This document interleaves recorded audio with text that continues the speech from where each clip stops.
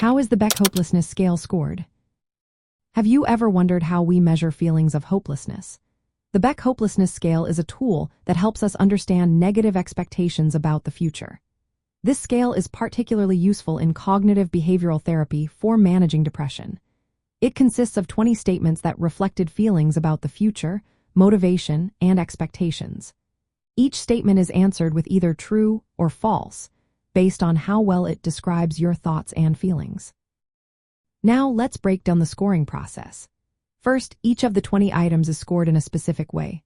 For items 1, 3, 5, 6, 8, 10, 13, 15, and 19, a false response scores 1 point, while a true response scores 0 points.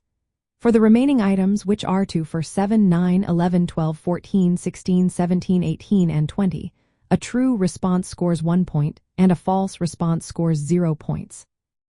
This method allows us to capture different aspects of hopelessness accurately. After scoring each item, you sum the points to get a total score that ranges from 0 to 20. So, what do these scores mean? A score between 0 and 3 indicates minimal or no hopelessness, suggesting a generally positive outlook. A score between 4 and 8 suggests mild to moderate hopelessness, showing some negative expectations. If you score between 9 and 14, that reflects moderate to severe hopelessness, which may need closer monitoring.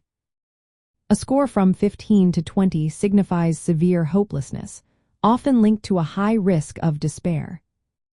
From the perspective of cognitive therapy, scoring the Beck Hopelessness Scale is essential. It helps identify how much negative thinking about the future is present. Since hopelessness is closely tied to depression and suicide risk, this scale provides a way to measure these feelings quantitatively. Therapists can use the score to tailor interventions aimed at challenging negative beliefs, promoting a more hopeful outlook.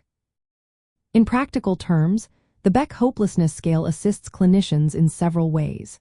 It helps assess the severity of hopelessness in clients, monitors changes during cognitive therapy, and identifies those who may need more support due to high scores.